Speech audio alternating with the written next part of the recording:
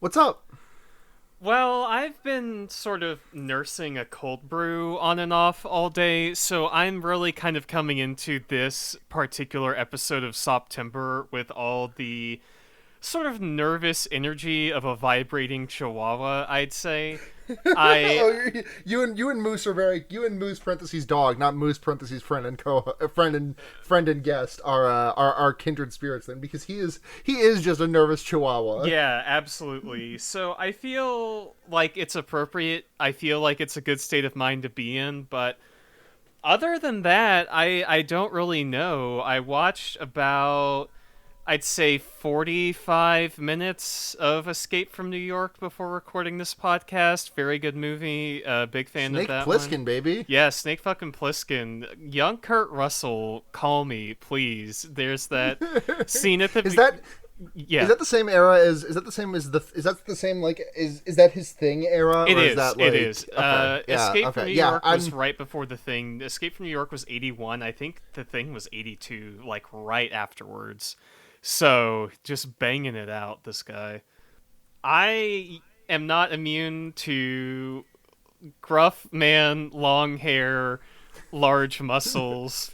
You know? you are not immune to the Solid Snake blueprint. No, no, certainly not. Certainly I not. don't think I don't think any of us are It's like hard, right? even speaking as a dyke like He's I mean, like there of course like like a typical lesbian thing is like oh yeah you can think of like fictional or famous dudes that you'd want to have sex with when you're young because you're like oh yeah I'm not a lesbian I would like I would let Jason Momoa break my back or something I like that. probably still would. I I, probably I mean, still yeah. would, to be certain. Frankly, yeah. Like, Yeah. but like, Solid Snake definitely one of the contenders for that category. So you're And so you're specifying Solid Snake. Is Naked Snake off the table? Is there a delineation I for don't you know between enough those about two?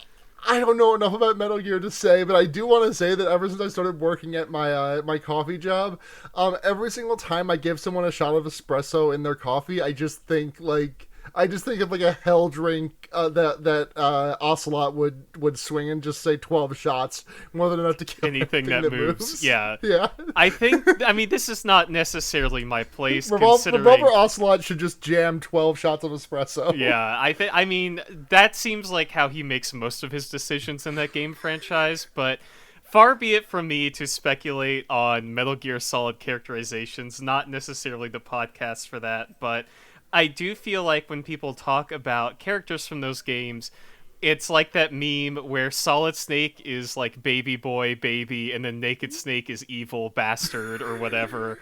So kind of in that wheelhouse. Solid Snake gets a big thumbs up from me. Naked Snake, I would have to think about it. I would have to weigh my options on that one, you know. Which one is the one that's in Smash Bros? That is Solid Snake. That is Metal Call Gear. me. Yeah, that's like Metal Gear Solid 2 Snake with his caked up ass they've got in Smash Bros. Brawl, I believe. Fully I skin cannot tight, bel just fully out there. I cannot believe that we are. I mean, this is only the second Smash game that he's been in, but like, how is there not an old Snake costume, like color, I think in Brawl there might be. There's no way that's actually you. Maybe in Project, if it that like in Project M, I believe it, but All right, like, all right. Hold up. Smash Bros. Brawl Snake skins, because I know in that game he does have skins of the camouflage that you wear as Naked Snake in Metal Gear Solid 3, but I don't know if there is actually an eye patch skin. Wait. Do you mean old Snake is in Metal Gear Solid 4 Snake? Is that what we're talking yeah. That's what I'm okay, talking okay, about. no. I'm the one getting fucked up and confused now. I've lost track of all my snakes. There are too many snakes in this podcast, and I can no longer wrangle them all. So, hold on. Snake's alternate costumes in Smash 3C? What the fuck is that? What is Smash 3C? I'm so scared. Smash Bros scares me so much. I'm so frightened. I'm so frightened of this video game. I will say that you are correct. They do seem to have several alternate Snake costumes in Project M, which I have no familiarity with whatsoever. Project M is just fixed brawl. Like they took out tripping and made it like a competitive game, and like I think they made some changes to Meta Knight to make it so that he is not just like single-handedly the best character in the game by a fucking mile. Doing that Tim Heidecker head nod, head shake, dazed expression type animated gif on this one. Yeah. Project M is probably most famous currently for getting banned out of every single Smash major that happens because Nintendo says, "Nuh-uh, you can't do that to our game." Very unsurprising behavior from Nintendo, gotta say on that one. I know it's just really funny that they're coming down with this harshness on like where is the Nintendo sponsored Smash. Well, I mean, I guess this is the consequence of. Sorry to get into like fucking Smash tournament community like discourse, but like this is what you get for getting into bed with Nintendo, getting your shit like your Smash Ultimate tournament sponsored. Totally, this is what you get. Totally, yeah. No official sponsorships ever. Putting my foot down. Only getting money from. I don't know, how else would you get money for doing something like that? Selling branded T-shirts and expensive hot dogs at the event? I mean, for the most part, it's an entry fee. Normally, like sure, like you run the tournament at a you run the tournament at a loss, but with enough entrance, you recoup that. The Nintendo I mean, the same way that like a sponsorship like just kind of makes things tighter. Yeah, totally. Or makes things less financially tight. When are we getting the Twisted Pictures sponsorship on this podcast? Is what I want to know. We need to Honestly, write to Darylyn Boostman and say, "Hey, buddy, we've been doing free promo for your shitty movies." He's gonna make us drop our partnership with Mr. S. Leather. Yeah, they're booting that one out the door. We're going family friendly on this podcast from now on. This is a promise and a threat. I will never be family friendly on this podcast. Wonderful.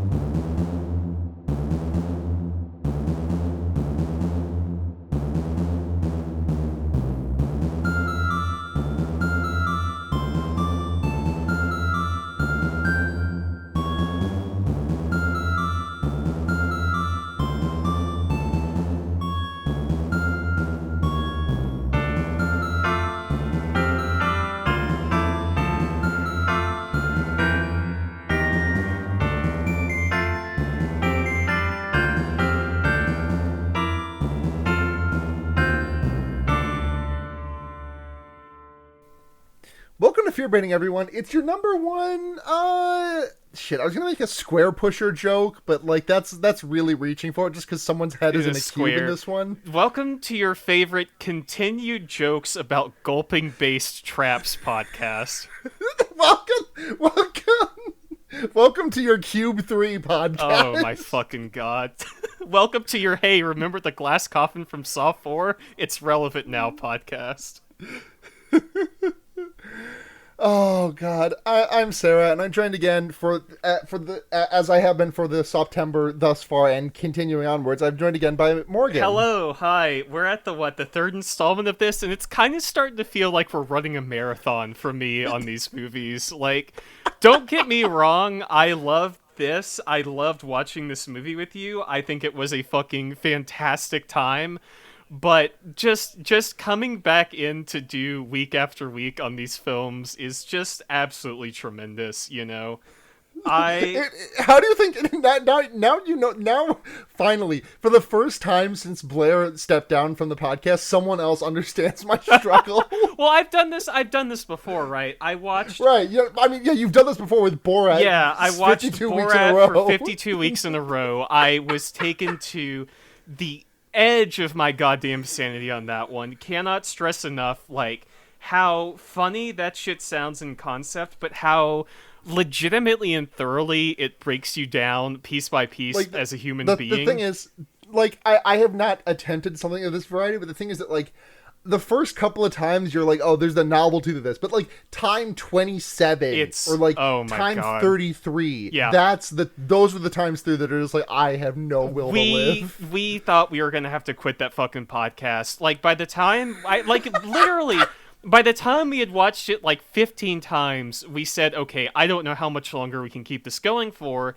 And then, COVID started happening and lockdown happened, and we were like, okay, well, I guess we'll keep this going just because it's nice to have a regular schedule where you can come into this shit, clock into the fucking Borat mines on a weekly basis and talk about this crap. But since then, I've also done Resident Evil. We talked about all the Resident Evil movies, but even the Resident Evil films are not as just perennially exhausting and convoluted to consider as the fucking Saw franchise, a series of 90-minute nonsense films that just fucking break you down into your core components by the fifth installment. It's complete opposite ends of the spectrum for those movies. Like, if you look at the Resident Evil versus this, like, Resident Evil movies are like, I know that there is. I've played a handful of Resident Evil games. I know that there is a larger overarching story with Wesker and shit, but like at the end of the day, it mostly boils down to there is Umbrella Corporation bad. Here is the monster of the movie. Here is your locale.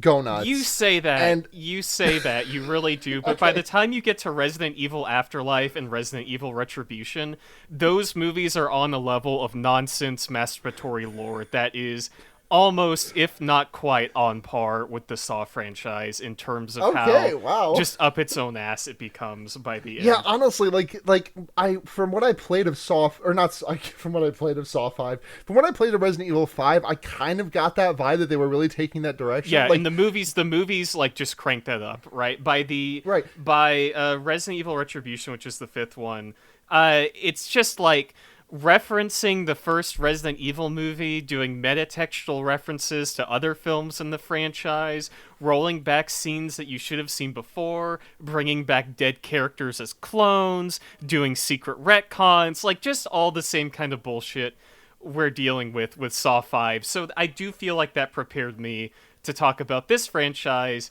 and talk about what is probably, in terms of the narrative, in terms of narrative structure, just one of the fastest and loosest movies I've ever seen in my entire life with Saw 5. Saw V.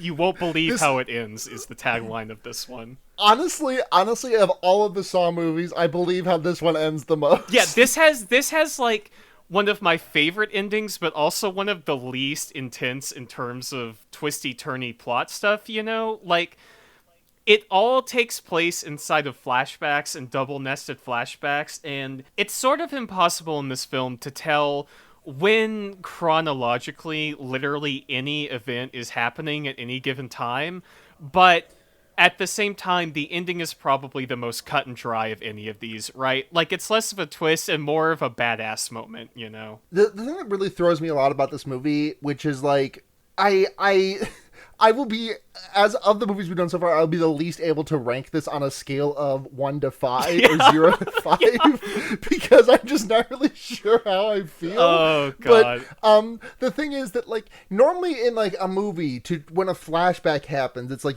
character, like, looks at a photograph of a dead parent and they're like, oh, and then, like, they remember, like, there's, like, some radial blur on like, some happy sunny days of them being pushed on a swing or whatever. But the thing is that, like, Saw will just, like, end a scene in the present day, and then the next scene will just be a flashback that was unprompted by the prior scene. Totally. And sometimes also not connected to the following scene either. Yeah, absolutely. It's just kind of thrown in there with no consideration for, like, whose flashback this is. I fucking love this movie. I really do. It is one of, I think, the most entertaining films in this whole franchise. It's not good, like, traditionally, No.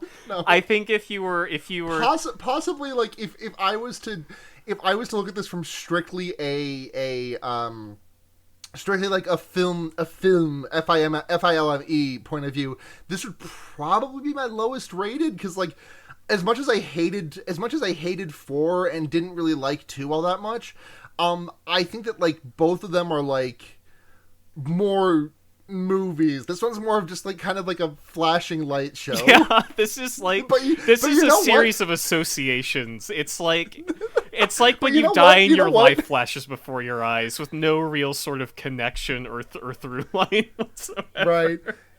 Yeah, but you know what though? Like this may just be a series of flashing images, but my cat. Well, I don't have a cat. I have a cat. My dog can be entertained for hours on end with a single flashing Totally, light. totally, absolutely. Yeah, I had a great time watching this movie with you. It's one of my favorite in this whole franchise. It's just how I just don't like you said from a filmmaking perspective, and that's really what gnaws at me about these films, right? Is that I as much like stupid crap as I consume and legitimately enjoy on a regular basis, I do have, like sort of a classical taste in film, like at least a knowledge, right, of how a film should be Right. made, And this movie flies in the face of, I think, every single established narrative filmmaking and cinematography, like just It's cinematic so funny. convention ever established, but it works. It's like it's it's like I don't know if I say this as a compliment or an insult. I'm still not sure myself, but it's almost like Wiseau-esque in nature. This is like so the thing about this movie, and I think we'll get into it because we got to start talking about this, is that We do. in this film, the stuff that is narrative of this movie, that is not just the trap house, the Hoffman trap house of this narrative, is all just at this point, I think the thing about the Saw franchise is that it's become a huge game of telephone, right? Yes, that has been my.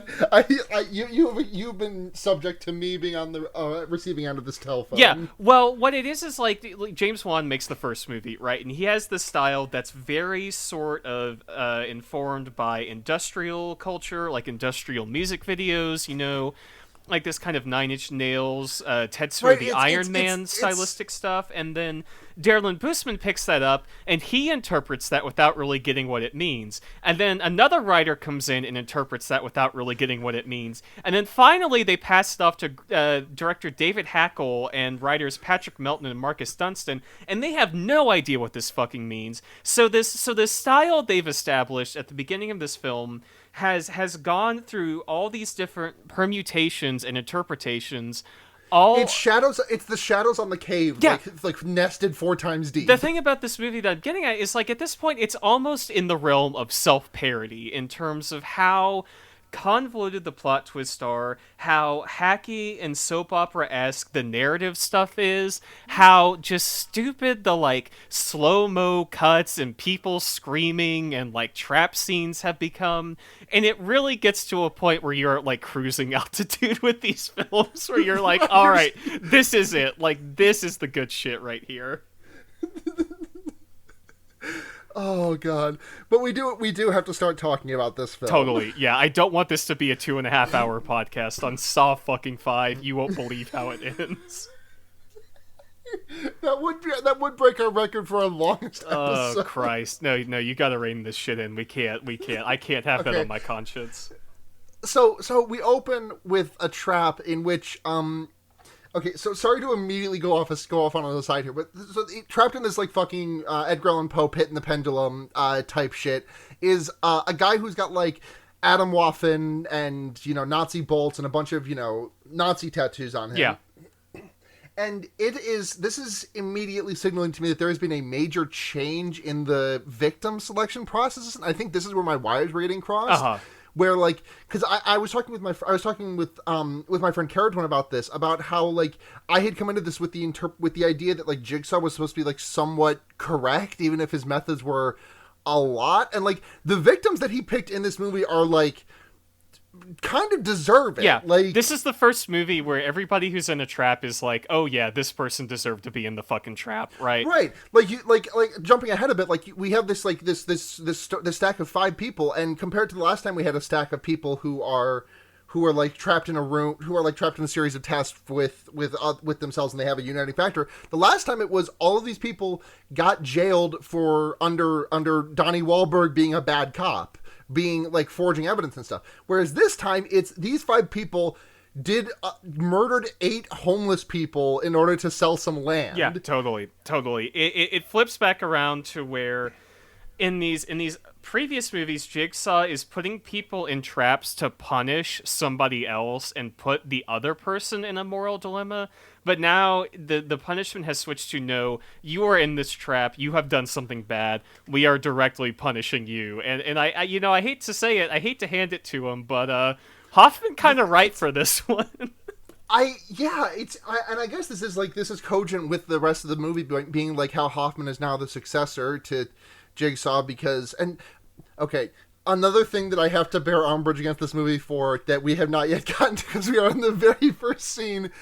Why do they have to undo all of Amanda's contributions? Do they? Is that what they end up doing? Because because it turns out that like instead of Amanda being the sole operator that instead of Amanda being the sole operator in Saw 2, now Hoffman like set all of that up and put all those pieces in place, and like he was Jigsaw's true understudy. And yeah, I don't know. I mean, she definitely was working the wires from the inside, but like to adding Hoffman to the other side of to that equation really takes a lot away from, I think, Amanda's. I agree with you on one hand. I think it's kind of like what you said on one of the prior episodes about, filling the jar with marbles and filling the jar with sand and then filling the jar with this and that, because the big... it is also that. It is also that. that. I don't think it, like, takes away from Amanda in the sense of, like, her being the one to set up these traps.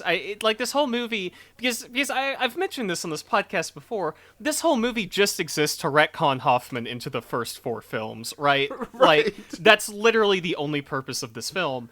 And so, it's like, I feel that the sense you get, especially when we move into Saw 6, is that the Jigsaw Collective is sort of a collaborative effort. Because once we roll into Saw 6 and start getting flashbacks, we learn that Amanda was also there setting up a lot of these traps. And the big twist of Saw 7, to kind of telegraph this, because I know you've done this on the podcast before, is that the doctor from the first movie, Lawrence Gordon, is also a secret Jigsaw apprentice, and he was also helping set up this shit in addition to Hoffman and Amanda, despite never being seen in the previous 6 films. I'm sorry. It was absolutely a mistake to watch Saw 7 without having watched any of the other prior ones. I made a mistake in my literally, I think any other horror movie franchise, you can just jump in when the fuck ever and you'll be fine. Okay, excluding Resident Evil, as we just discussed. But, like, I don't think I could have understood a movie less than going into Saw 7 Yeah, cold. you should rewatch it after we've done these, because you'll appreciate a lot of the bullshit a lot more. But yeah, Hoffman's here. He's doing the traps now, but his first one, like you said, is an Edgar Allan Poe trap. It's Pit and the Pendulum. This movie literally starts on a dark and stormy night. It's so fucking funny. Like they get into this. He's this Nazi is chained to this trap. We get our first Billy puppet moment right off the bat. He comes on, and he says this line, which you'll want to remember for a future installment. He says, hello, Nick, I want to play a game. Right now you're feeling helpless. And much like the glass coffin, that one's going to come back. And I don't have a lot of notes on this. I said... I need to express the experience that I just had, which is you saying... Jigsaw said a line that's going to come into play later, and I was like, oh, was there some foreshadowing? And the line is just, right now you feel helpless, which is like, yeah, that's so nothing Trust of a me, line to you come gotta... like this is Chekhov's gun, but like if Chekhov's gun was like, I don't fucking... It's like if Chekhov's gun was stove. like somebody like dropping a candy bar wrapper on the ground. Like, it's not something you'd ever think of, because this is just a line... in like, it's just a Jigsaw line, right? Like, it's no more, it's no... It's the jar full of marbles yeah, again. Yeah, like totally. Like, it has nothing to do with anything. But in Saw 6, they pull this line to become one of, I think, literally my favorite scene in the entire franchise. It's so fucking good. Oh, I'm so excited to watch Saw 6. But But yeah, so the Nazi is like tied up in Mickey's hand smasher with the pit. He's got to put his hands in Mickey's hand smasher, or else he'll get his tummy guts ripped out by the pendulum. And Jigsaw's like, for your entire life, you have used your hands to hurt people. Will you use them to hurt yourself? And like, all I can think of is, you've seen Full Metal Alchemist? You've seen like some iteration of Full Metal Alchemist, right? I've watched all of Brotherhood. Yeah. Yeah, so you remember that part at the end when Full Metal Alchemist Brotherhood spoilers, but remember that part at the end when Roy Mustang goes blind and Father is like, it's so ironic that everyone lost the most important thing to something so ironic, and like he goes over like four genuinely actually ironic things that like Ed and Al and Hohenheim and whoever the fourth person besides Mustang was to get caught up in that I can't remember off the top of my head. Yeah. And then he turns to Mustang and he's like, and the man with blind ambition, the man who's always looking forward, doing the fucking like Dr. Evil pinky move on that one. Yeah, totally. It's this one's just I would also be put in this trap, but for my posts, and I would have to crush my hand so I could not post any longer. It's like it serves up a whole menu, right? Like if you're putting in someone to trap for bad posting, you could like be workshopping it. Like, okay, like do I take their eyes because they don't want to see the keyboard? Do I take their hands because they're typing it? Do I take their tongue because they're saying bad shit on the internet? So Hoffman got a little bit interpretive with this one. He does not complete the trap, or he does complete the trap, but it's inescapable. He does complete the trap. Yeah. It's just inescapable. Yeah, I'm starting to think that John Kramer is the only one who had any interest in making shit escapable. Well, they have to fucking set them up as inescapable, right? Because people want to see people die in these traps, right? Like no one wants to go to the fucking theater Halloween night and see the fucking Nazi escape the trap at the beginning of Saw 5. Like he just crushes his hands and it's like, all right, trap over. He just gets up and walks out, I'm also also the opinion this guy could also just not do the full Monty, like the guy in the last movie, like the rapist, like comes like gouges out like 1.5 of his eyes, and then just gets yanked limb from limb like a fucking bionicle. But then we see this guy get sliced open like he's a ham on the fucking deli counter by this pendulum. There's all these like shots of him slow-mo screaming, like just absurd filmmaking at this point. Hoffman is watching this happen through a peephole in the world's dirtiest glass window.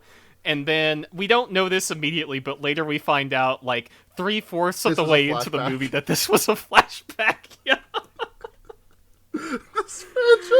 I cannot believe I have undertaken this endeavor to talk about this fucking. It's like talking about fucking Infinite Jest on a podcast. There's just no way to connect it. It's like we're doing a fucking podcast on Naked Lunch. It's just incomprehensible. Oh my god, fucking Pulp Fiction ass podcast. Yeah.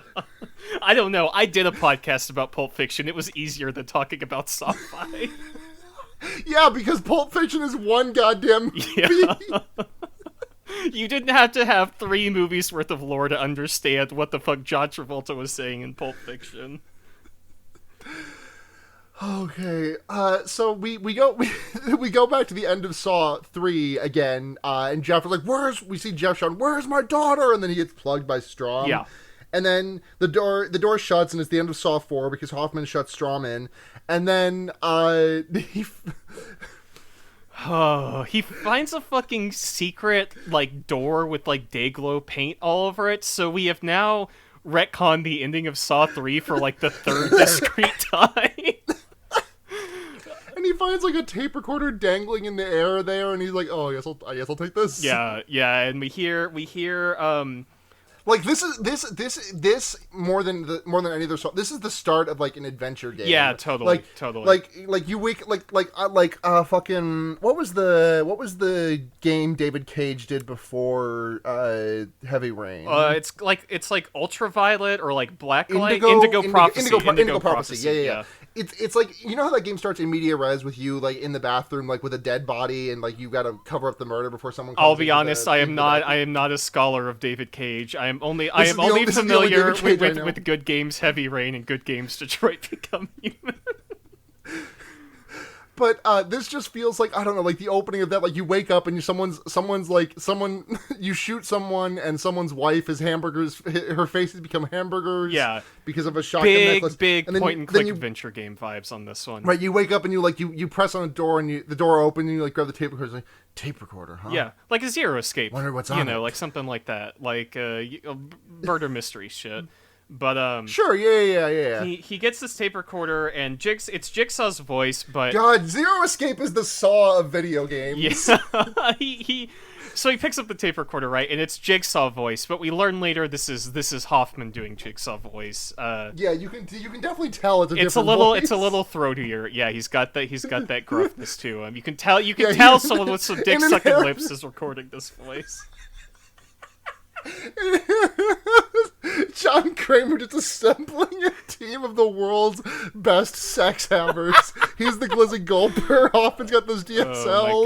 Oh my god. Amanda probably wields a strap like no one's Yeah, business. are you kidding me? We watched fucking Saw 3 for this podcast. You fucking know what's up with her. Yes. No. Oh my god. Dr. Gordon's definitely doing some freak shit. You've seen how Cary Elwes acts in these movies. He's absolutely up to some pervert shit. This is Jigsaw's assembling the Avengers of sex. Oh, Christ almighty. Oh, God. So, Cockeye. Strom goes through this fucking secret Dayglow paint door. We are 30 minutes into this podcast, 5 minutes into this movie, and he... Yep. It's Saw, baby. Yeah, that's fucking Saw. He goes down this secret passageway in the bathroom, or not the bathroom, it's the fucking surgery room. Every room in this movie looks exactly the fucking same. And he gets got by the pig. The pig comes out, which I suppose is Hoffman, or maybe Dr. Gordon, who knows? It's impossible to say. Yeah. I do just want to say that my notes here say that Jigsaw is the world's best poster, just doing it to him from beyond the grave. Yeah, totally. He had this one queued up on Twitter, scheduled posting. You know that it's that drill tweet about one last rep, except for it's like 50 last reps. 50 last reps. Yeah, totally. Your head gets cut off, and then like the smashing of a spider egg, like the smashing of like a spider nest, like lets tons of baby spiders out. The decapitation of my head causes thousands of tapes to spill out of my mouth. Yeah, totally. They're just like spawning into the world, right? Like that's Jigsaw's fucking Dead by Daylight perk, is that when he dies, it just auto spawns cassette tapes into the world. But it's a story trigger. If you want to speedrun Saw, you have to make sure you cannot skip the cutscene in which Jigsaw dies, or else it never spawns the cassette tapes over the world. yeah, so Strom gets got by the pig, and then we have one of my favorite fucking shots in this whole film. This shot, I literally screamed out this loud. shot will mean nothing. Well, it will mean nothing to some people, but we get this shot where Strom is put in the Big Gulp trap, which is this plexiglass cube attached to two office water coolers. But the way they introduce this trap is there is a black screen, and then the camera slowly zooms in on his head in this trap, and it is a fucking dead ringer for anybody who is brain poisoned as I am. It is exactly the fucking same as the beginning of the first Resident Evil movie, where they do this exact same fucking zoom into the test lab where they are producing the T-virus. Like, just a one for fucking one. And it makes me cackle like a maniac every goddamn time. Even without that context, I still just fucking shriek. It's at the top so of my funny. lungs. It's so good. So This movie goddamn kicks funny. ass. It's so much fun. So, Strom is in the Slurper trap. Again, Jigsaw's obsession with glizzy gulping making an all-time return right at the beginning of Saw 5 with the Radiohead No Surprises trap. I kind of I kind of expected, given the prevalence with which I was extremely familiar with this trap in a way that I was with the whole house in Saw 3 or whatever, to a point that I either A, expected this to be like a climactic moment, or B, like an a framing device for this film. Like this would be Strom's like Hoffman and Matthews? Eric Matthews, yeah. Hoffman and Matthews on the electric seesaw for this movie, and it would just like be slowly trickling in. But no, it just right up at the front. Water, the water just comes gushing in, and Hoffman makes no attempt to drink any of it, and just gives himself a tracheotomy. Yeah. Strom is like I there's this great tweet where it's like if I was caught in the fucking Saw water trap, I would simply gulp it all with my large mouth, which is what Strom should have done here. This is so funny to me because this is one of the images of this franchise I was obsessed with before I watched these movies. The image of Strom in the goldfish tank trap is what they use in a lot of the promotional advertising for this film. And so I remember seeing the promotional posters for this a lot like how I saw the promotional posters for Saw 4 with the pig mask and the high heels and the handcuffs and like the weirdo chair.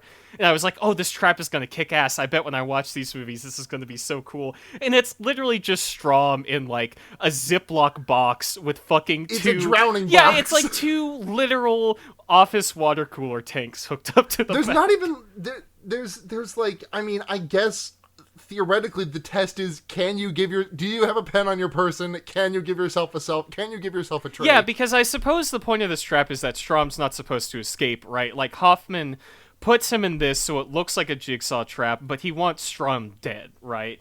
And Right. so instead of just gulping, doing a big slurp, Strom is able to escape by giving himself the trach with a ballpoint pen.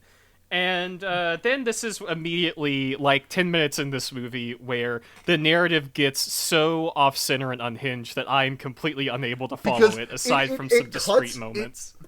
We get the denouement of him giving himself the trach and like breathing through his neck hole.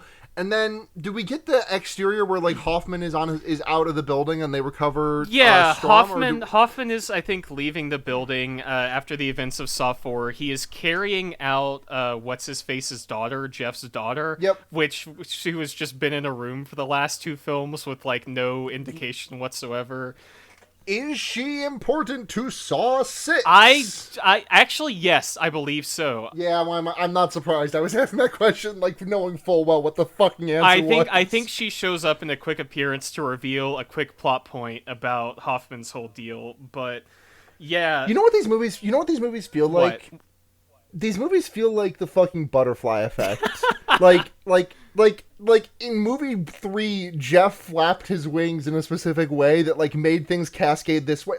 Like okay, sorry to make everything fucking Higurashi, but I've been Higurashi similar to this is a brainworm. And do you mind if I give like story structure Yeah, spoilers that's fine. for Higurashi? That's fine. I don't mind. Okay. So basically, the first 3 chapters of Higurashi are like different iterations of like a couple of weeks in late June in the town of Hinamizawa where fucked up things happen. And like in the first one, like most of the main cast dies or goes missing, and the same is true of in the second one and the third one as well. Uh-huh. Then in the fourth one, we have like a flashback to like 5 years before the events that took place over the first 3 chapters, and there is like some table setting for like what was happening in this village before everything that we've experienced so far as the reader. And I do not know if this is the case yet because I've only finished half of Higurashi, but my current read of it is just that like the fourth chapter is just the setting up the pieces on the board, and each other chapter is just a way that the pieces could have fallen on the board. And the first 3 chapters are the way pieces could have just gotten toppled over. The Saw franchise is just one permutation of the way things could have fallen over. Like, we could have easily been like, this could have, I know this is just like, this is a weird thing to be talking about, I guess, but like this could have just easily been like the Troy franchise instead of the story of Jeff and his daughter. Like Troy, the guy who was like in the Hellraiser trap in Saw 3. Yeah, totally. Like, it just feels like a complete like happenstance as to which characters become pivotal and which do not based on the whims of the next movie's director. Absolutely, yeah. It's literally just them saying, oh shit, we have to make a sequel to this. Like, what plot points can we scrape off the floor like wood shavings from this prior film and connect to the rest of this shit? And it's so funny that they do that because instead of just like doing a Jason, Friday the 13th type situation or a Nightmare on Elm Street situation where they just kind of wing it, they double down and everything and they say, no, you've got to know all this shit. You have to have a fucking degree in Saw lore to understand anything that happens in this film. So they get out. Everyone gets out. Well, I mean, Hoffman gets out, and then Strom gets out, and you see him being wheeled out on a gurney or whatever. And my next note here is Hoffman, which means nothing to me, and then John Kramer magazine, which I think is where Jill Tuck goes to go see her lawyer or whatever. So what happens is the scene ends with Hoffman being like, oh, I was the one who got it alive. Then he sees Strom being carried out with a stretcher and a hole in his throat, and he's like, oh, fuck, that's probably not good for me. And then it just like hard cuts to like someone reading like not Time magazine, And it's just like John Kramer on the cover of it, and it says I wrote down the specific New Mercury magazine. Is that an actual magazine? I highly doubt it, but I will do a quick Google while you explain the rest of this. So okay, it is not a magazine. No, there's the American Mercury, but that is not this. It just looks like yeah, Time. it looks like it's Time. John Kramer on the fucking front cover of Time. I mean, honestly, like this does seem like a thing that would make the front pages of Time if real. Yeah, for sure. But what happens is that basically Jill Tuck is doing like divorce proceedings with Jigsaw's post with dead Jigsaw. This is where they I mean, I don't know if there's any redeeming what they did to Jill Tuck in Saw 4, but this is where Jill Tuck becomes a much more enjoyable character because at this point she is like Jigsaw's ex-girl boss she's a milfy wife. widow. Yeah, exactly. She's a milfy yeah, widow. she's a widow whose husband died under mysterious circumstances, ostensibly. Right. Yeah, and we get Jigsaw's My Final Message Changed the World Goodbye tape to Jill Tuck. My final message, like really just like condensing Jigsaw's entire ideology into a presentation where he like, because Jill Tuck's clinic is like for like mainly frequented by like just disenfranchised people in one way or another. Yeah. Like, you know, a lot of like drug cases and such. And he's like, I'd let you be sympathetic to those people. And it's it's a little much. Yeah. I don't. Yeah, and Jigsaw leaves her a box, which does not come up again in this movie. No. There's this scene where she's in her lawyer's office is like the most this series has ever looked like a soap opera, like just absolutely made for TV cinematography and staging here. So they do this whole shit where Jill gets famous Dead by Daylight item Jigsaw's box, which is just this big lacquered black box that she has a key to open. You know, it's like Mulholland Drive, right? Everyone loves David Lynch. They're just doing Mulholland Drive. She opens the box. We don't know what's in it. ... Yet, but perhaps one day we shall find out. Right. I mean, that's the entirety of this movie. This entirety of this franchise. Like, because Saw 3 and 4 did the exact same thing. Because Saw 3 has Saw 3 has Amanda reading that letter, and then Saw 4 has. We actually don't know what the contents of that letter are, do we? Yet, because no, but Saw 4 I think, was just like, hey, Hoffman wrote this one. I think if we don't find out in this one, I think maybe we find out in the next one. I can't remember when the letter comes up again. I thought it was in this movie, but you probably have more thorough notes than I do, so we'll get to it eventually. My notes are not as thorough for this one. I just kind of let the wind carry me on this one, which was a mistake because this is the only one. This is the first one that we've done for September that was not recorded the same day as the watching of it. Sure, totally. I do have the Saw wiki open to guide us through this unguidable film. Sure. So it says next here we get it's the scene where Hoffman is at the police station or like at the police presentation, and the fucking chief of police, he's getting a promotion. The chief of police comes out and says like the funniest line. He's like, "Good news, the Jigsaw murders are over."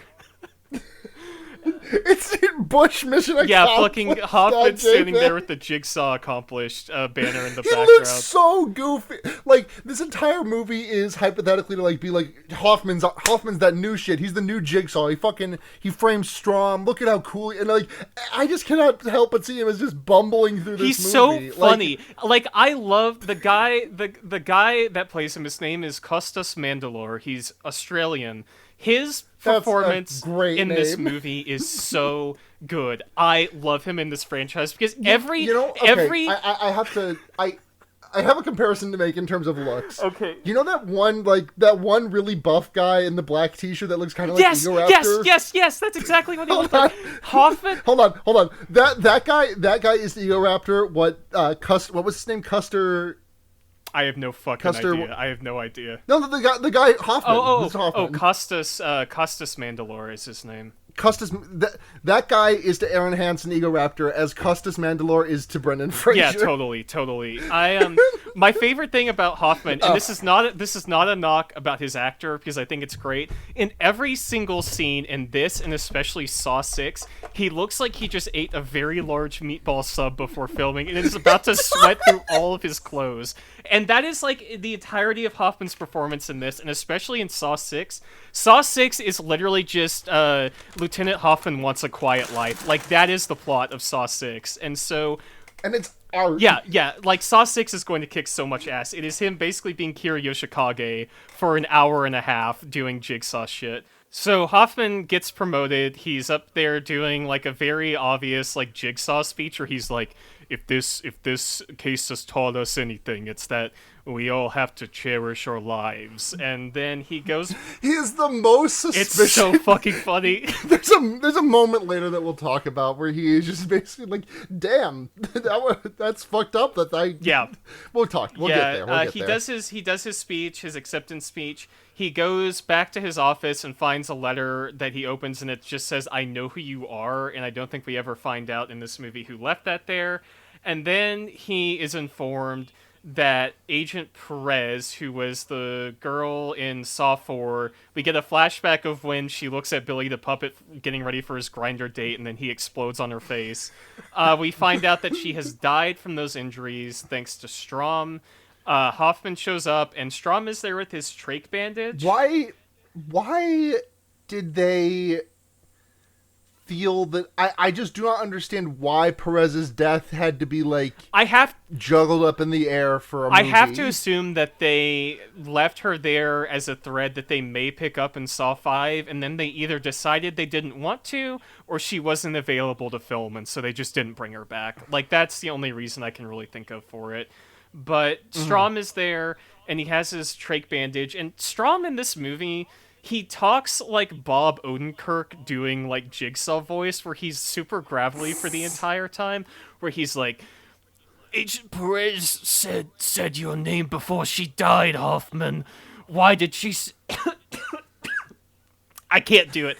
I can't do the Strom voice because it's going to blow up my throat. But right, I mean, because he's doing honestly an admirable job, like playing a guy who has a hole in his throat. Totally, yeah. But he does speak in that exact voice for this entire film. Right. Though until I realized what was happening, I thought he was just like doing a really bad job of acting.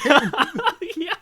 So I've got a quick question for you. There are a lot of people who watch this movie and say that Strom and Hoffman look exactly the same. I don't agree with that. I don't think they look exactly the same, but there was definitely one or two scenes of this movie where I saw Strom and I was like, oh, what's Hoffman doing here? I think that they have a similar hairstyle, and they both are very like, I don't know, what robust looking men, you know. They have they're both, again, they are both built like the buff Ego Raptor man in the black shirt. Strom, it's like you said about Mark Hoffman fucking Costas Mandalore being Brendan Fraser. Strom is that, but Bob Odenkirk to me. Like, something about him just looks like Bob Odenkirk. I think it's his eyes.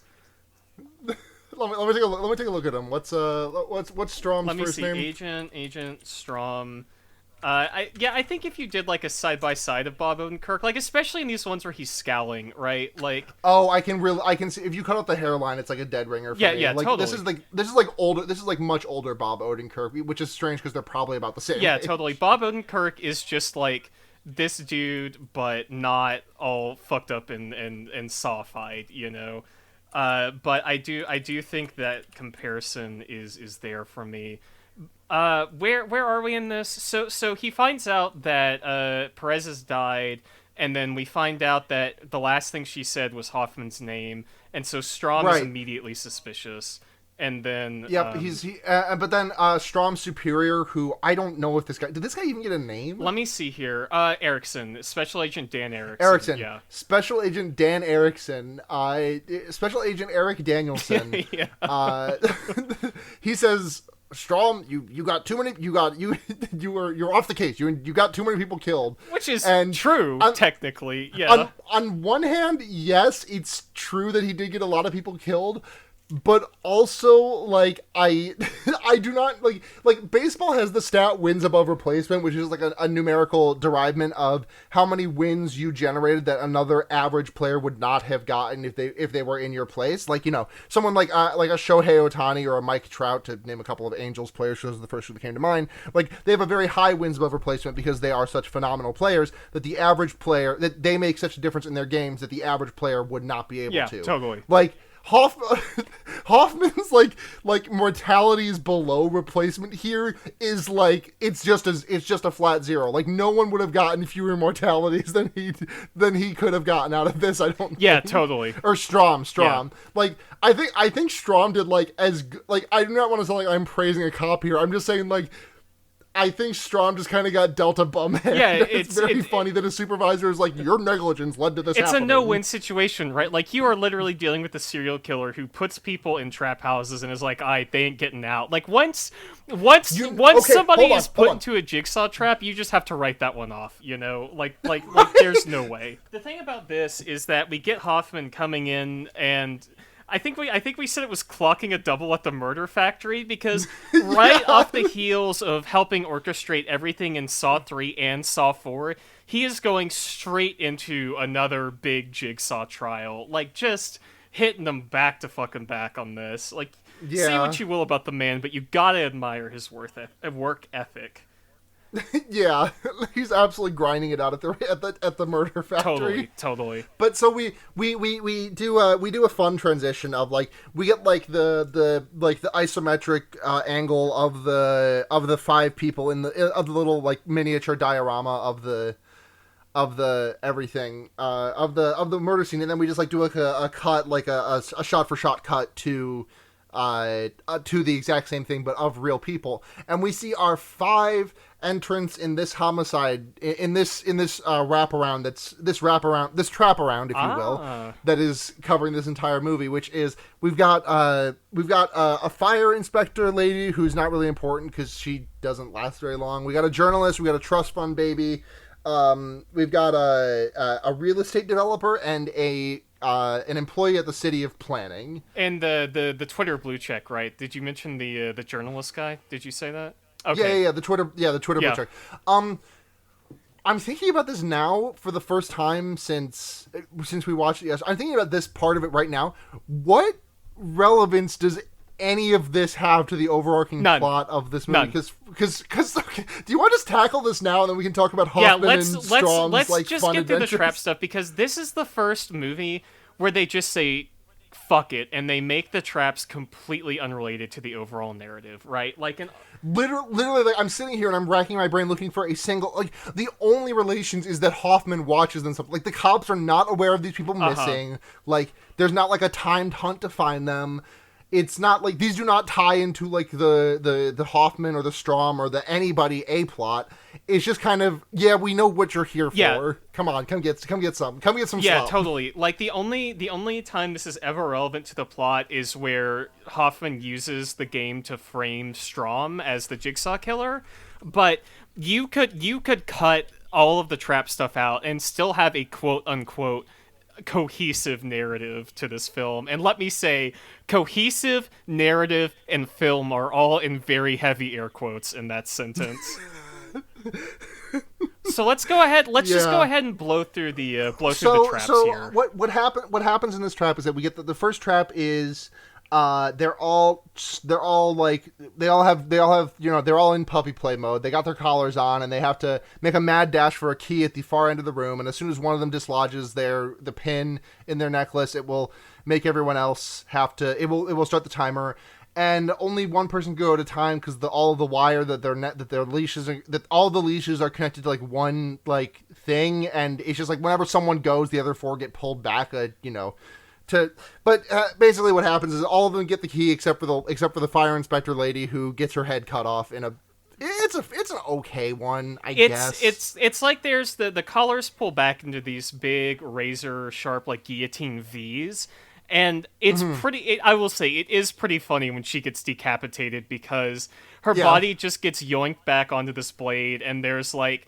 this very obvious like decapitated like mannequin that falls down, and then her head like bounces like a basketball off this fucking guillotine. It's pretty good. And then the real estate lady just grabs all the keys that she can and goes on to the next room. The next room has got they have to fish. There's three.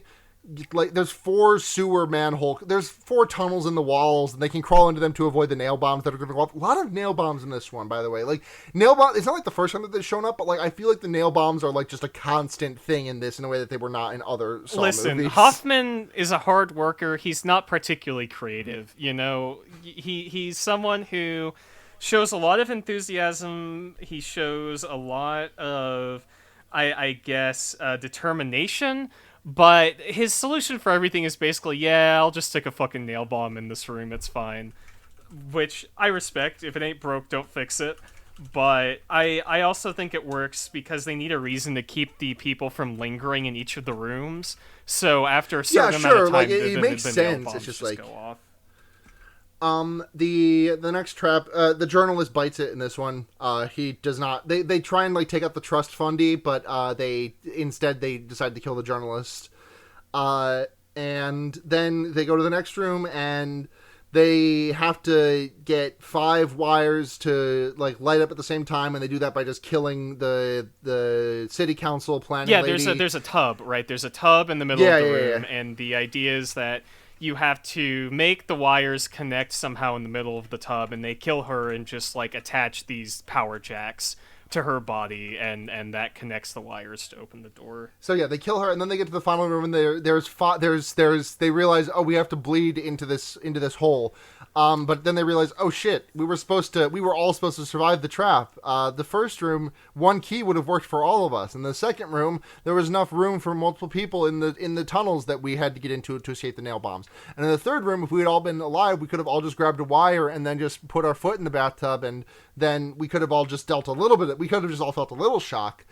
And then they're like, well, I guess we have to just each, instead of, because the thing is, they're asking for 10 pints of blood, and it was supposed to originally be 10 people bleeding 2 pints apiece. Yeah. 5 people bleeding 2 pints apiece, but now it has to be 2 people bleeding 5 pints apiece, and they're like, well, let's just start fucking bleeding. They wind up doing it eventually, and it like the cool shot, the unequivocally cool shot that I would give this entire sequence is like the trust fundie has like basically like if you draw a line from like between your ring and middle finger like up to like your mid forearm, oh yeah, like that is just like split, and it looks fucking sick. It's a hot dog slicing. Yeah, it's pretty good.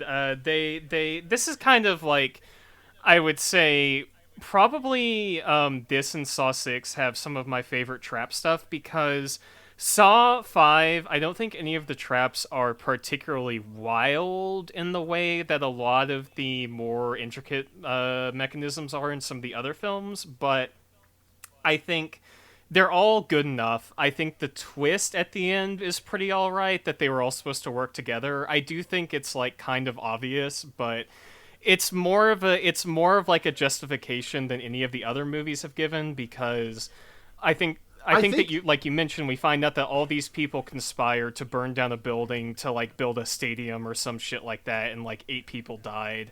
So you know that all tracks for me.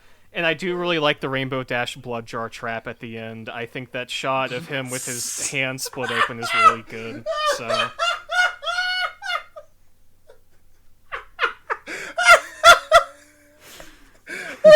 Sorry.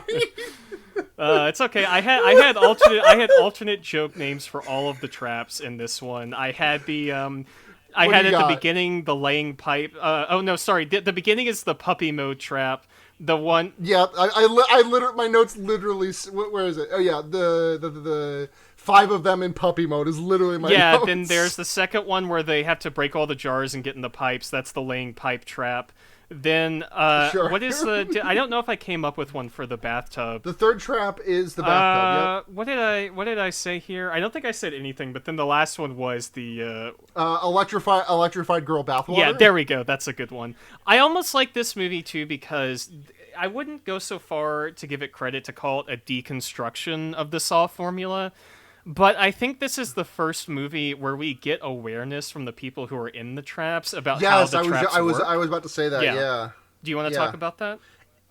Yeah, I just like because there's like these scenes where it's like, hey, don't pull on this or else the pin will go and the timer will start. Let's take a minute to assess our surroundings. You're like, don't close the door or else the timer will start because they're like, they are cogent of the fact that they are living in the hell universe that is the Saw movie franchise. Yeah. In a way that I think is really, really cool. And like this also plays into the way that they like the way that it's like, actually you were all supposed to survive this kind of mentality, because it's like, you know, you go if you're going to be on the show Survivor, you know the rules of Survivor. Yeah, like totally. If you lived in the Saw universe long enough, you probably know what, like, you know, you're in Survivor, you know that there's a merger at some point, you know there's going to be a hidden immunity idol, all of those things. And like the way that it plays on those assumptions that that not only the audience but also the characters themselves are making, I think is a really smart bit of writing, and I think that's the first and last time you will hear me credit this movie with a smart bit of writing. Yeah, absolutely. It's like the trap stuff is probably the best it's been. I mean, I do miss the, like, you know, the shit like the rack and like the hog shit, slurping hog shit with the girls trap, but we get more of that in Saw 6, and I think the stuff in this is good enough. I've been hyped about I've been really excited about the shotgun carousel for as long as we have been prepping for Saw. The traps in Saw 6 are great. Sarah, I have to ask, do you feel mentally fortified enough to go down the Alice in Wonderland rabbit hole of attempting to explain literally anything else that happens in the narrative structure of film Saw 5? I think we gotta try. So what we have just described is the most coherent part of Saw 5. Easily. There's a start, there is an end. The preceding hour of this podcast has been about as good as it's going to get in terms of narrative sense for this film. Because, boy fucking howdy, the rest of this movie is essentially just a series of flashbacks and montages and retcons without any real grounding in chronology or reality or context. Just a parade of scenes and discrete encounters and moments and narrative tidbits that allegedly lay the groundwork for why Hoffman is becoming the new Jigsaw, and Strom's investigation. That's what's going to be on the cover of Not Time magazine in the next movie. Yeah, Hoffman, the next Jigsaw. Yeah, and these moments of narrative fluff are interspersed with Detective Strom attempting to figure out the plots of Saw 4 and Saw 3, and I literally don't even know where to start with this. Should I just start going down? So my next note after them getting out of the first trap is that Strom does some digging at the library and runs into his supervisor, and the supervisor's like, "Hey, Strom, what are you doing here?" And Strom is like, he's been kicked off the case, so he's like being cagey, and he's like, "Oh, just doing some." Just checking in. You doing good over here? I know I'm on medical leave. I shouldn't be here, but I just, I couldn't help but check in. How you guys doing? And Erickson is just like, hey, see ya. And we cut to like a flashback of Hoffman, quote unquote, discovering the body as a cop. Well, not discovering, like looking at the crime scene where the murder victim that he killed was, the Nazi. And this is where we have the flashback this is where we learned that this thing at the start of the movie was a flashback. This is also a flashback. And Hoffman...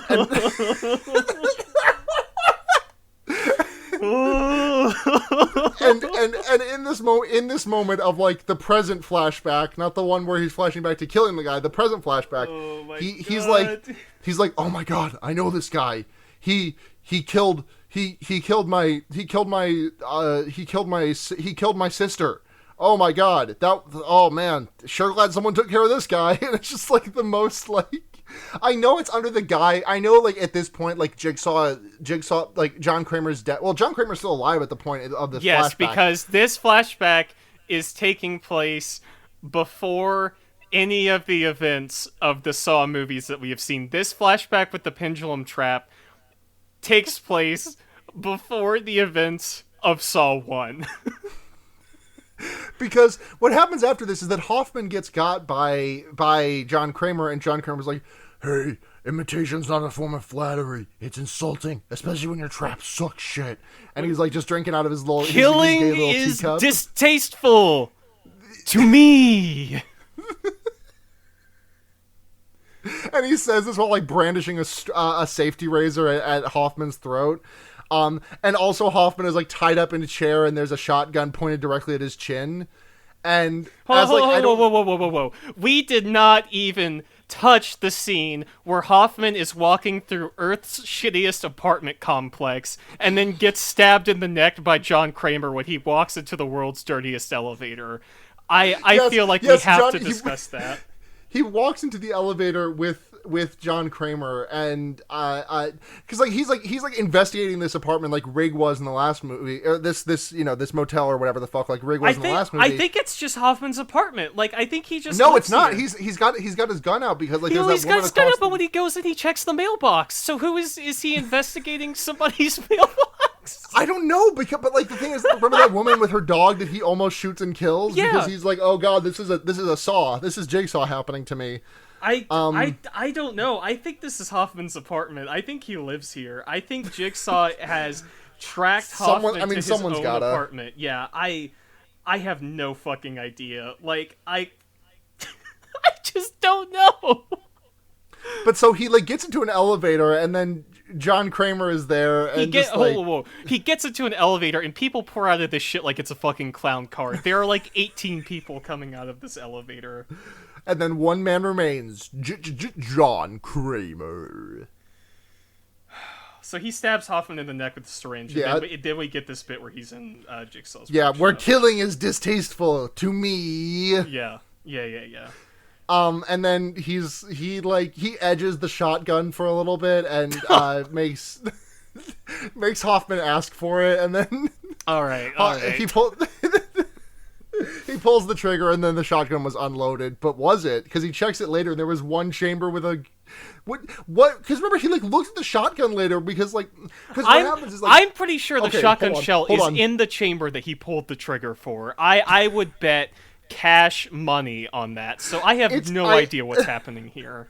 Because what happens is he pulls the trigger, the thing doesn't go off, and Hoffman's like freed from his restraints, and he's like preparing to kill Jigsaw, and Jigsaw's doing the same thing Amanda did in Saw 3, but less sexy. So like, what the fuck's the point? Where he's like, "Oh, you're gonna kill me with that big axe? Better do it in one shot. Better make it count." And he looks at like the little double-barreled shorty that he's got, and like he sees there's a shell in one side, but not a shell on the other side, and he closes it back.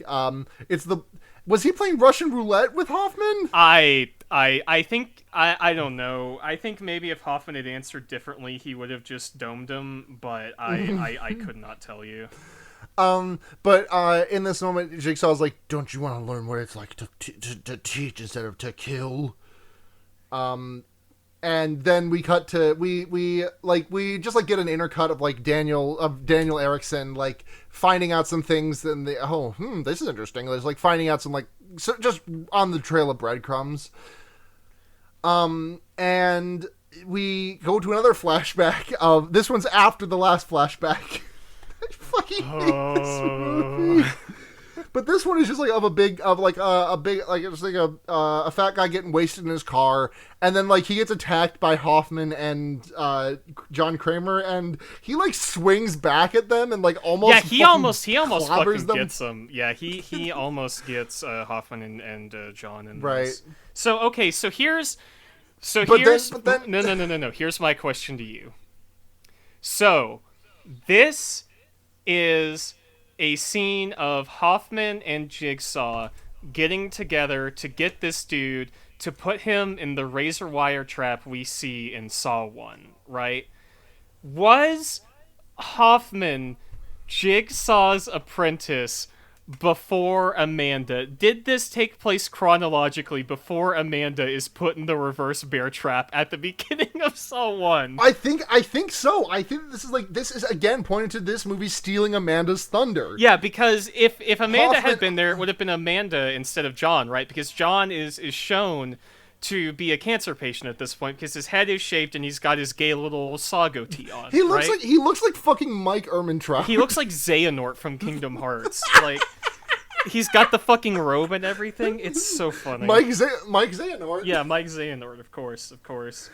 So they capture this guy, and then this is intercut with, I think, Strom investigating the room where the razor wire trap was in Saw 1, because all Right. these flashbacks are paired And with Jigsaw hits him with like some classic, with some classic John Kramer shit of just like, did you when you did all that self harm, did you actually want to die, or were you just looking for attention? Ooh, ooh, Joker, twisted and Joker-fied. It's that twisted Yeah. picture shit coming through for you. like the more we go into this movie, the more that I realize that like a lot of my conceptions about this movie, about that like the people quote unquote deserving it in some way or another, is coming off the fact that like all of the kills that I know about really comes from like later Saws with like Nazis and stuff. Yeah. John Kramer is like fucking 5 for 5 on killing Nazis. Well, not John Kramer, I guess. Hoffman is 5 for 5 on killing Nazis. Yeah, totally. Again, don't under no circumstances do you have to hand it to Hoffman, but He's taking care of Saw City's Nazi problem pretty handily. Honestly. I'd say, yeah, because there's the one in this one, and then there's the one like the Gang of Six in Saw Chester Bennington 7. in Saw 7, yeah. Yeah. So now we get the flashback of, I guess, How do you think? Okay, I this is talking about Saw 7. I know we're already an hour and 12 minutes into this fucking episode. It's fine. I've given up. Do you think who approached who vis-a-vis Chester Bennington and the production crew of Saw 7? That is a great question. I would love to think that Chester Bennington was a fan of these movies. I will actually go ahead and look that up if you want to try to lay the groundwork for so what happens flashback. is this guy gets put in the barbed wire trap. He doesn't get out and he dies in it. And then we get to like, we see like Hoffman and John Kramer like dragging a bunch of bodies into the Saw 2 house. This is so and, like, funny. We see John setting up the fucking like the keyhole revolver trap. Yeah. And he gives Hoffman something like, when you know how people will think, you can tell how they will act. Yeah, Which that'll come up later. It's so good. Like, again, doing this shit that Saw 4 did, where it's explaining stuff that nobody needed to know. Like, did we really need to see the scene of John Kramer and Hoffman hot gluing this gun to this door at the beginning of Saw 2? I do not want this, but I feel like I need it in my life, which is just a supercut of all of these movies with every single scene placed in chronological order. Oh my fucking god. I would love that. That would be incredible. I just want some I do not think it would be a good experience, nor do I think it is like quote unquote better filmmaking for things to be in a certain order or anything. I'm actively against like chronological orders of viewings or playings or anything of things. But this is the one exception, I think, to that rule. How would you feel if I told you that notorious 8th film in the Saw franchise, Jigsaw, introduces plot points that take place even further before the flashbacks of this film, before the flashbacks, before Saw 1? Yeah, sure. I have no trouble believing that whatsoever, because you know what this movie did? This movie gave me flashbacks to before the flashbacks from Saw 2 that showed us Amanda getting the thing, showed us before flashbacks of like Saw 3 of Jigsaw taking the poop my pants drugs. Yeah. Like, I have no trouble believing that a later... Oh, you're telling me that a later entry in the Saw franchise goes even further back than the prior ones? 100%. Oh, God, what will they think of next? Yeah. Just fucking nonsense. Just absolute nonsense. I'll fucking... It's the fucking Trump tweet about Coca-Cola, though. Like, I'll keep drinking that garbage. Yeah. Basically, yeah. Yeah, totally. I'm looking at my notes. I just said that this is a Hoffman prior trap montage where we just see him setting up traps from like Saw 1, 2, and 3, basically. Mm-hmm. Yep. We see them do the gun door. We get the line from John like, "Oh, if you know human nature, you never have to guess." And I don't know. Like, this is all intercut with these bits and pieces of Hoffman setting up Strom as the Jigsaw killer. Right, Like right. Because him. like there's also like Jill Tuck talking to Chief Erickson and being like, "Hey, I've been being stalked by Strom," and he's like, "Stalked by Strom? That's weird, huh? Yeah, Why would that happen?" there's all that. There's Hoffman. The funniest thing about Hoffman is that every time he walks into the scene for like his trap monitoring workshop, he has a coffee, and it makes me wonder if he's like, It's fucking Ricky from Trailer Park Boys with his whiskey. yeah, it makes me wonder if they have like a coffee machine in the Jigsaw workshop, or if Hoffman there's just, every like, time he goes out to frame Strom for something, he just drives through Starbucks on the way back. Listen, you need the juice if you're gonna frame somebody for murder. Yeah, absolutely, absolutely. And so these scenes, which are all nebulously occurring in the present moment, are intercut with Strom going back to all the scenes of where there were traps from the prior movies, and then having like ambiguous flashbacks by like Strom is having flashbacks in the perspective of Hoffman to traps that neither of them were present for and exist only for the sake of the narrative. The thing is that like this movie demonstrates an understanding of what a flashback is, the same way that like my brain considered flashbacks like 5 years ago, which is like it's just a narrative thing.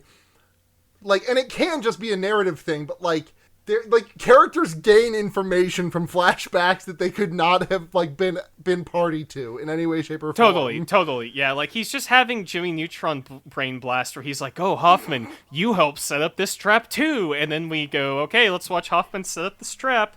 And it's like him and John Kramer sitting in this little hidey hole as this guy gets shaved to death by barbed wire razor, right? Yep. Speaking of hidey hole, the next note I have for Hoffman Uh-huh. is he and Strom have their final showdown in the room with Jigsaw's glass coffin, and like Wait. Are we at that already? Because isn't there a scene? We are. Isn't there a scene where he's talking to John at the end of Saw 3, or he's talking to John in the operating room before the beginning of Saw 3? Yes. Oh my god. This. Yeah, where you hear that they're having a conversation. Jigsaw hands Hoffman some files. I don't remember if we find out what those are, but as they're having this conversation, you fucking hear the beginning of Saw 3 where Amanda is talking to Dr. Lynn Denton, and then Hoffman just secretly exits through the secret door that we only find out about in Saw 5. The thing about I know I keep saying that this franchise is X, this franchise is Y. This franchise is the Homestar Runner DNA evidence. I don't get that reference. I'm sorry. Oh damn.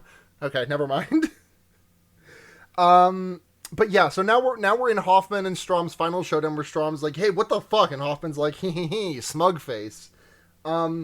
Who was listening to the tape at the start of this? I don't remember. Is it Hoffman? So what happens here? Yeah, take me through this. I'm letting myself be like I'm feeling the rain on my skin, and the rain is your description of this scene. Okay, let me piece this together in my memory the best I can using my notes in the Saw 5 wiki page.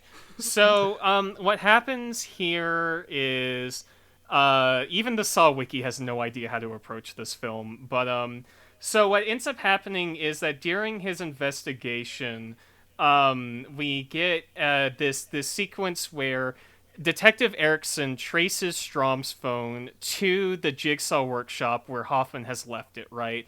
And as Special Agent Erickson comes into the scene, the two people from the Trap House game come out with their fucked up arms. They're like, "Oh, we won," as they're like bleeding out, right? And so Erickson puts out an APB on Detective Strom, right?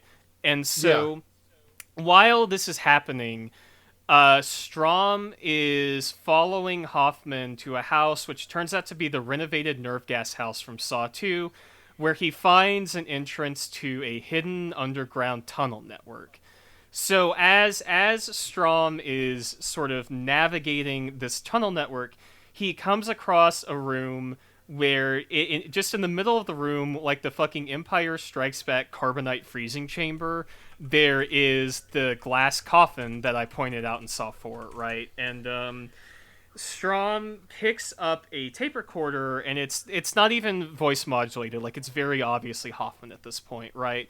Where the tape says, "Oh, like Strom, you're getting closer to the truth. Have you learned how to trust me, or do you still, hate me or whatever?" And as this is happening, Hoffman is closing in on Strom from behind. Strom stops the tape, and Hoffman comes into this room and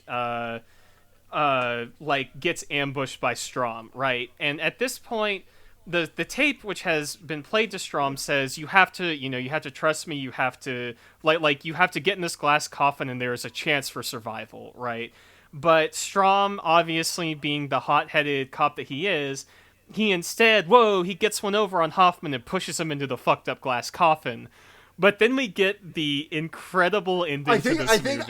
I think I need to specify, because I think we've been saying glass coffin and we're just like picturing like an ornate like Brothers Grimm style, like, no, literally coffin made of glass. This is a coffin that has just shattered glass in it for no discernible reason, as far as I can tell, aside from being like the design of it. Also, this is definitely a CinemaSins nitpick here, but I find it very funny that the coffin is like standing at like a 70-degree angle when we walk into this room, and all of the glass is still like perfectly arrayed on the back of it. Like, is Jigsaw gluing these pieces down? I don't know. Yeah, he might be. He is. I don't know. He definitely is. Yeah, it's all about presentation when it comes to the Jigsaw Collective. But so Strom gets one over on Hoffman, right? And he pushes Hoffman into the glass coffin, and the coffin shuts. Hoffman's banging on it.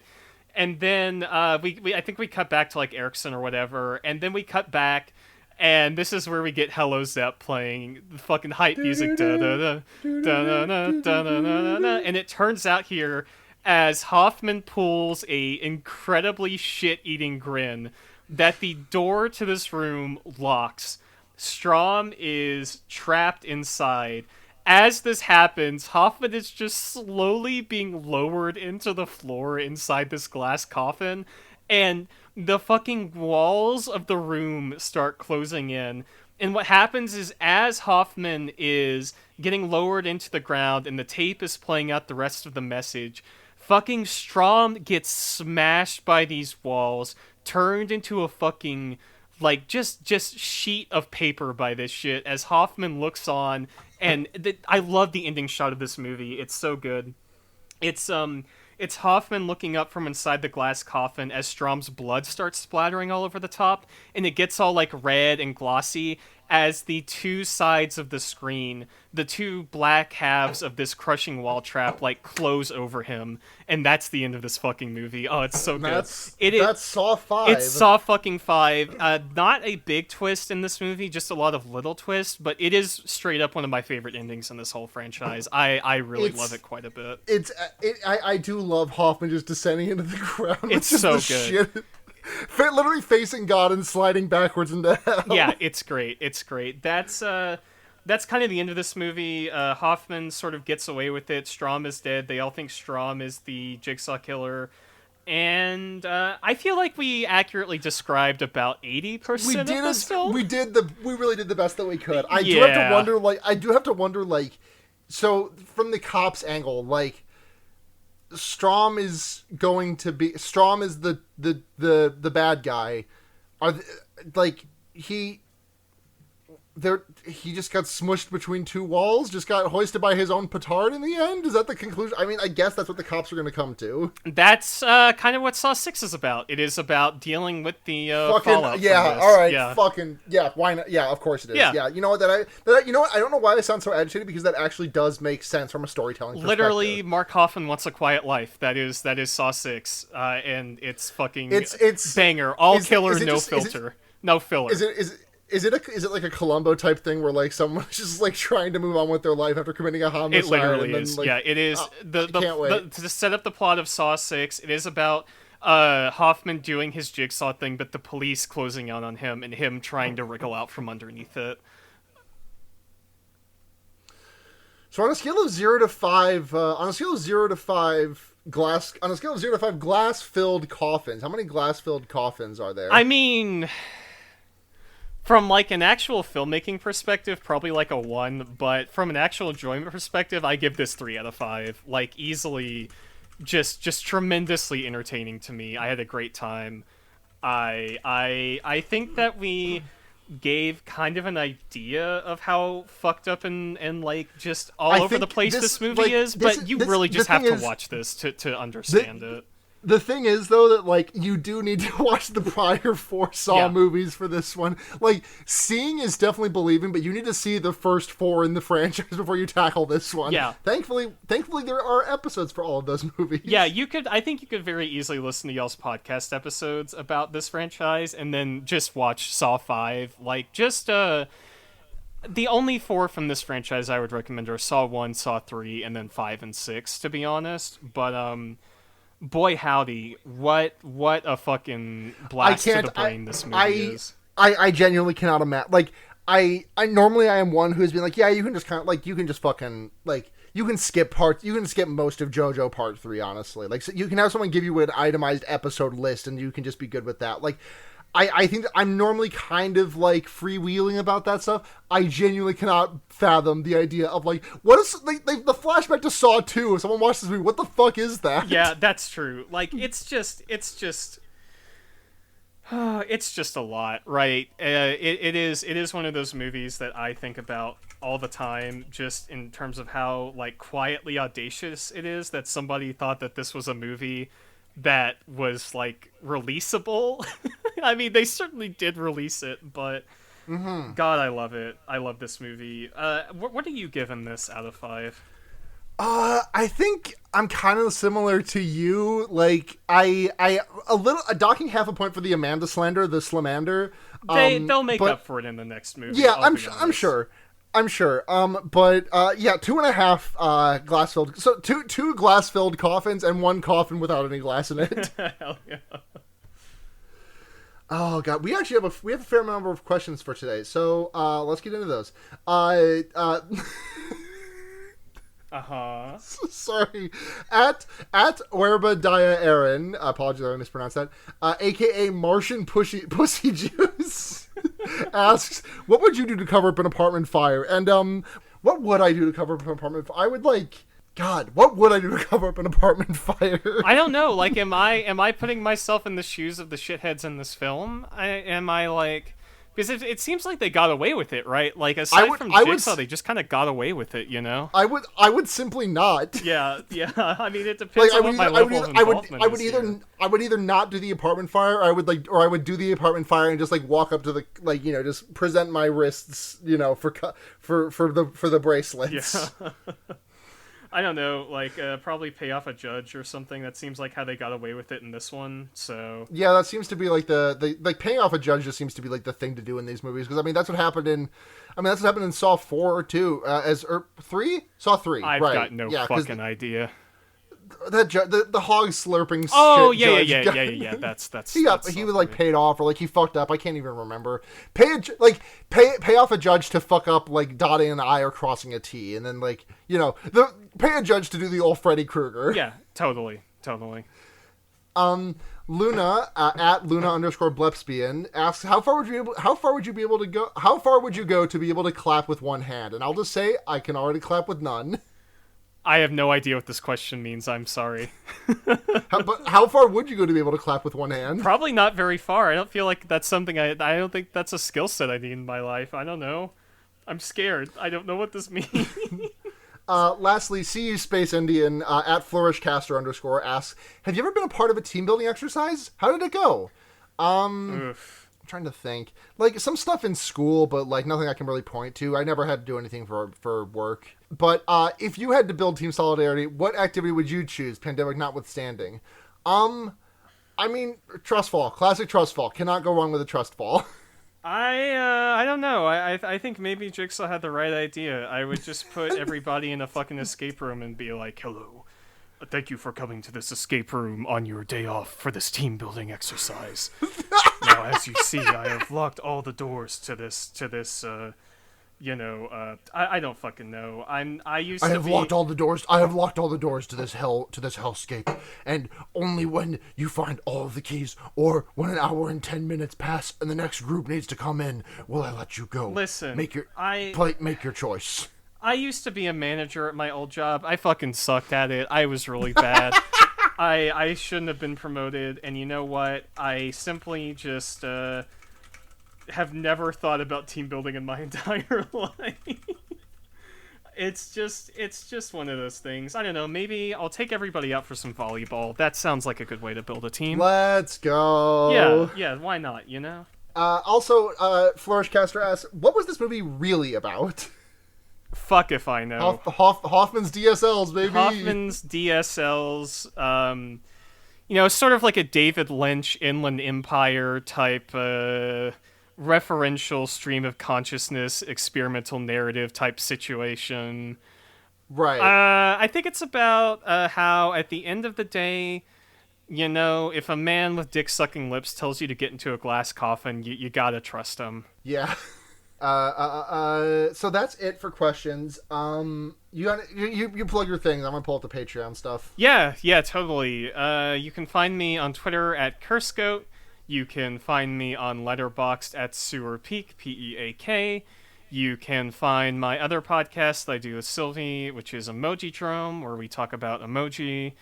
And you can also listen to my other show, which is on and off hiatus right now, which is Subsequent Movie Podcast, also known as @Borat Club on Twitter.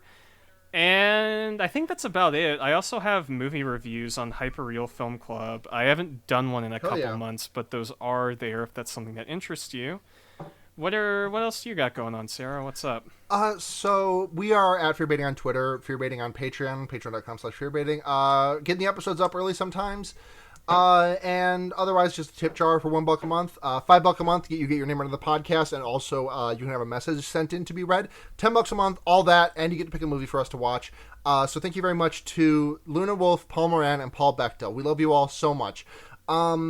I am on Twitter at Sunhatzhenya, SUNHATZHENYA. Thank you to Noisespace.xyz and Overlord Matt GameCube.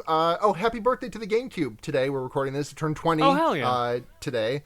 Noisespace.xyz hosts so many great podcasts, such as The Wonder Years, which is an Animorphs podcast I do, Henry Kissinger's Pokemon Going to Die, a Leftism podcast that I do, and Special Grade Snacks, a Jujutsu Kaisen watch-along podcast that I did.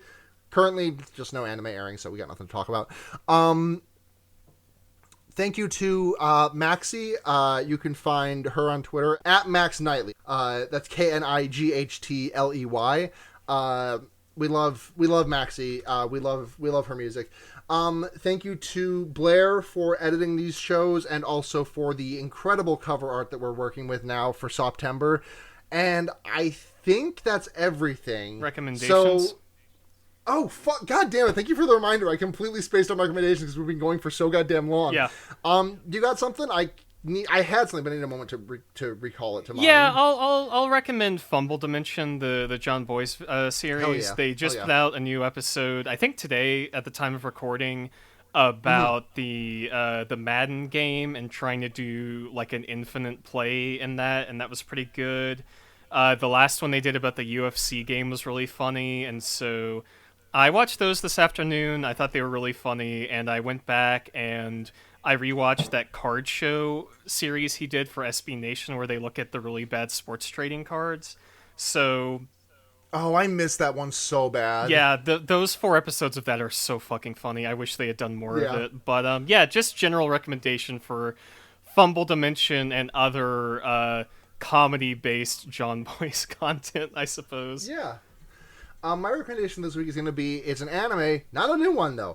I have been sitting down and the other day I decided on a whim that I wanted to watch the Demon Slayer movie, but it had been like 2 years since I'd seen the show, and I kind of wanted to refresh myself on like things, basically, just because it had been so long.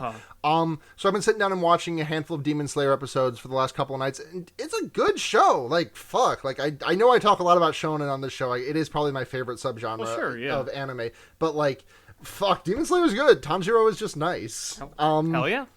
We love it. So I think that's everything. So until next time, I'm Sarah. I'm Morgan. And remember, you can put a fucked up gay little puppet anywhere. Good night, everyone.